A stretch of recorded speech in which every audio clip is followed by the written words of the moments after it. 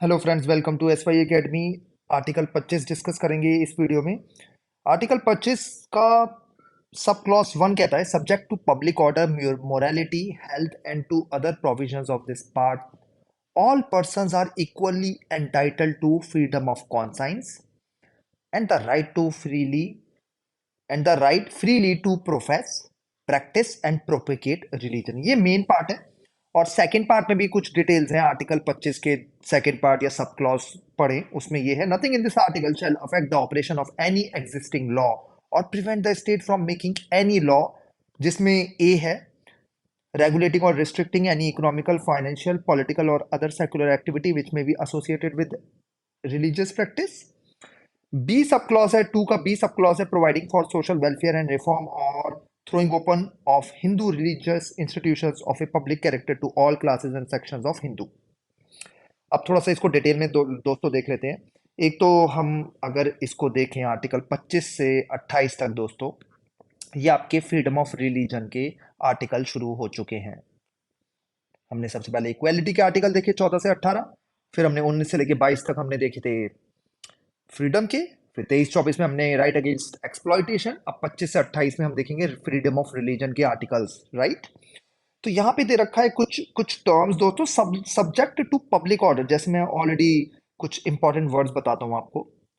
Subjects to public order, morality, health and to other provisions of this part, मतलब इनको मद्देनजर रखते हुए all persons are equally entitled to freedom of conscience and the right freely to profess, practice and propagate. इसमें चार important word जो हैं दोस्तों, वो conscience, profess, practice and propagate है। चार वर्ड सबसे इंपॉर्टेंट है, अपने दिल में बसा लीजिए। इसका मतलब यह है कॉन्साइंस कि राइट और रॉन्ग क्या होता है, सही गलत का फैसला किसी रिलीजन में जैसे लेते हैं या किसी और चीज में, सही गलत का फैसला जो है वो सब इंसान का एक अधिकार है ना। मतलब आप कह सकते हो उनका राइट है कि, वैसे तो कॉन्साइंस का मतलब अगर हम देखें तो आपका दिमाग बताता है सही या गलत क्या है, उसको कॉन्साइंस कहते हैं दोस्तों। ठीक है, आपका दिमाग मतलब ब्रेन जो कहता है। The right to freely profess, profess मतलब है कि मैं ये चीजें मानता हूँ कि भाई ये चीज जो है ऐसे चलती है। ठीक है, मतलब है कि फॉर एग्जाम्पल मैं बिलीव करता हूँ कि किसको ये इनकारनेशन है, राइट, गॉड एग्जिस्ट करता है, या कुछ भी, किसी भी, मैं ज्यादा रिलीजन्स का बात नहीं कर रहा, कहीं किसी को बुरा लग जाए, है ना। लेकिन कोई अगर मिथ में भी बिलीव करता है ना कि लेट से ये चीज ऐसे हुई है, कोई भी वो मान सकता है, उसका ये अधिकार है, उसको राइट है। ये नहीं कह सकते यार आपका ये राइट नहीं है, आप ऐसे नहीं मान सकते। या अगर कोई इंसान दोस्तों कहता है कि गॉड एग्जिस्ट करता ही नहीं, उसको भी अधिकार है, ये भी आप ध्यान रखिए। उसके साथ साथ प्रैक्टिस, प्रैक्टिस तो आप समझते होंगे कि जैसे इस्लाम में कोई है तो नमाज पढ़ रहा है, रोजे रख रहा है, हिंदू में कोई है प्रेयर कर रहा है, राइट, कीर्तन कर रहा है, सिख में प्रेयर कर रहा है, क्रिश्चियन में चर्च में जा रहा है, राइट। प्रैक्टिस करने का अधिकार है, उसके साथ साथ प्रोपिगेट का भी अधिकार है। आप ये बता सकते हो लोगों को कि हमारे रिलीजन में ये अच्छी चीज़ें हैं। अपनी टेक्स्ट बुक जो है वो सेल भी कर सकते हो, फ्री में भी दे सकते हो। आपने प्रगति मैदान या कई जगह पे देखा भी होगा कि लोग फ्री में टेक्स्ट बुक अपनी सेल कर रहे होते हैं, फ्री में भी दे रहे होते हैं। सेल वर्ड गलत है, तो वो अधिकार है। ध्यान रखिए, प्रोपेगेट का मतलब कन्वर्जन नहीं है। हाँ, किसी इंसान को खुद कन्वर्ट होना है तो वो कर हो सकता है।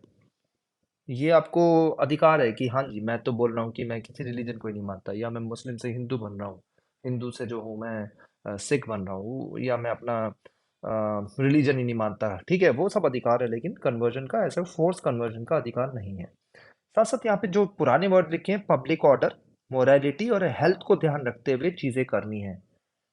ठीक है, इनको ध्यान रखते हुए कि मोरालिटी ध्यान रखनी है, ये नहीं कि कुछ भी करने बैठ जाओ, अपना नया रिलीजन बना दिया जो बिल्कुल ही कुछ अंत शंत बातें कर रहा है। या पब्लिक ऑर्डर को ही आपने खराब कर दिया कि आप ऐसे अपना रिलीजन की प्रैक्टिस कर रहे हो कि बाकी लोग काम ही नहीं कर पा रहे, है ना। तो वो भी है नहीं, ठीक है, वो भी अलाउड नहीं है। ये आपका आर्टिकल 25 का एक यही मेन आर्टिकल है। आर्टिकल 25 का तो थोड़ा सा एक्सप्लेनेशन की तरफ चले जाता है, उसमें भी हम अब आते हैं। तो 25 का तो हमेशा क्या होता है, रिस्ट्रिक्शन होती है, हमने ऑलरेडी देख के आए हैं।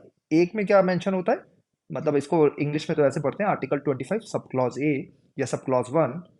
तो सब क्लॉज 1 में मेन आर्टिकल होता है, फिर 2 में उसकी थोड़ी रिस्ट्रिक्शंस होती है, तो वो रिस्ट्रिक्शंस को थोड़ा देख लेते हैं। Nothing in this article shall affect the operation of any existing law or prevent the state from making any law. ठीक है, ये कह रहा है कि स्टेट को आप ब्लॉक नहीं कर सकते कि आर्टिकल नंबर 1 एग्जिस्ट करता है 25 का 1, इसकी वजह से स्टेट लॉ नहीं बना सकता। किससे रिलेटेड? रेगुलेटिंग और रिस्ट्रिक्टिंग एनी इकोनॉमिकल, फाइनेंशियल और political or other secular activity which में be associated with religious practice. तो कोई भी चीज को सरकार रेगुलेट कर सकती है ना।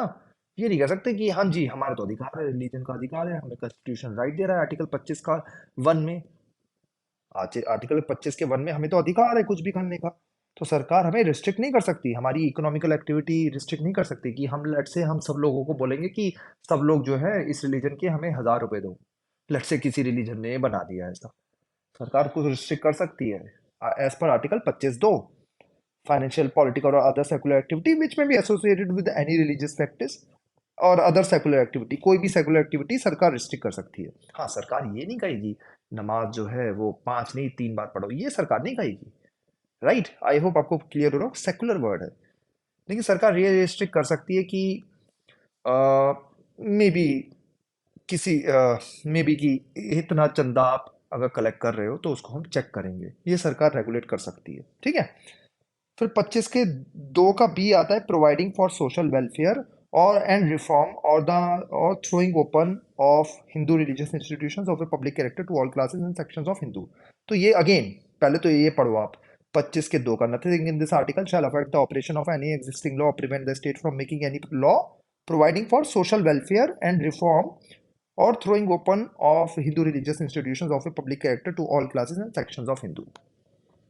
तो सरकार ये नहीं कह सकते आप कि हाँ जी हम तो इस कास्ट को अलाउ नहीं करेंगे या वुमेन को अलाउ नहीं करेंगे।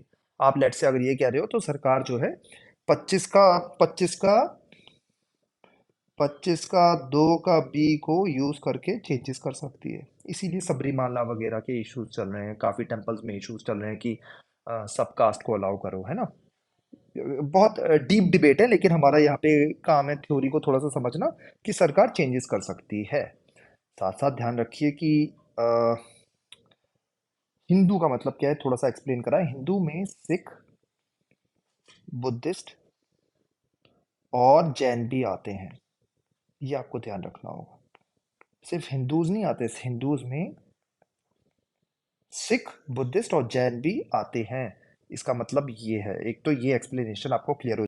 साथ साथ एक और चीज एक्सप्लेन की गई है कि ये जो किरपान है, किरपान वो जो एक आपने देखा होगा चाकू जैसा जो सिख रिलीजन में जनरली रखते हैं, राइट, वो सिख रिलीजन में अलाउड है। ये भी आर्टिकल में डिटेल मेंशन्ड है, एक्सप्लेनेशन में मेंशन्ड है। तो दो चीज़ें आपको समझ में आ गई होंगी, एक तो हिंदू कौन है, सेकंड किरपान का अधिकार है सिख रिलीजन को रखने का। ठीक है, ये भी चीज़ें हैं जो बिल्कुल क्लियर कर दी गई हैं। आई होप आपको ये आर्टिकल क्लियर हो गया होगा। 25 बहुत ही इंपॉर्टेंट आर्टिकल है, काफ़ी बार पूछा जाता है और काफ़ी कंट्रोवर्सी में रहता है। तो आपको इन न्यूज़ में हमेशा रहेगा, इसकी भिड़ंत होती रहेगी हमेशा।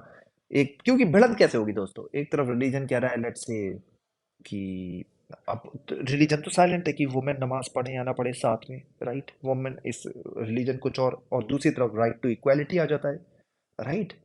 और काफ़ी टेम्पल्स बोलते हैं यहाँ पे वुमेन नहीं आनी चाहिए, यंग वुमेन नहीं आनी चाहिए।